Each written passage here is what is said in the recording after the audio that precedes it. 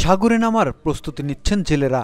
মাছ শিকারে ৬৫ দিনের নিষেধাজ্ঞা শেষের পথে, আর মাত্র কয়েকদিন পরই সমুদ্রে নামবেন জেলেরা। তাই সীতাকুণ্ড উপজেলা সৈয়দপুর থেকে সলিমপুর, কুমিরা, বাঁশবাড়িয়া ও সোনাইছড়ি জেলেপল্লীগুলোতে চলছে ট্রলার মেরামতের কাজ। সাগরে নামার প্রস্তুতিতে জাল ও ট্রলার গোছগাছ করছেন জেলেরা। শেষ পর্যায়ে যা আসলে করতেছি, ওই জন্য আমরা রেডি হচ্ছি আর কি।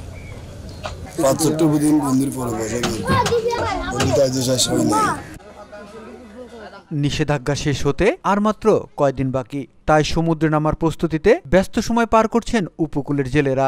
কেউ নতুন জাল বুনছেন, আবার কেউ পুরনো জাল সেলাই করছেন, কেউ বা আবার ট্রলার মেরামত সহ অন্যান্য সরঞ্জাম প্রস্তুত করছেন। দীর্ঘদিন কর্মহীন থাকার পরে এবার সমুদ্রের মাছ শিকারে প্রস্তুতিতে মরিয়া সাগর উপকূলের জেলেরা।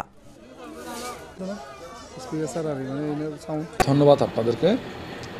আমরা মৎস্য অধিদপ্তর বরাবরের ন্যায় আমরা 20শে মে থেকে আমরা 23শে জুলাই 65 দিন আমরা সাগরে মাছ ধরা বন্ধ উপলক্ষে আমরা অ্যাওয়ারনেস সভা, সচেতনতা সভা, জেলেপল্লীতে মাইকিং, লিফলেট বিতরণ সহ বিভিন্ন কর্মসূচি আমরা উপজেলা প্রশাসনের তরফ থেকে, উপজেলা টাস্কফোর্স কমিটির মিটিং সহ বিভিন্ন কর্মসূচি আমরা হাতে নিয়েছি।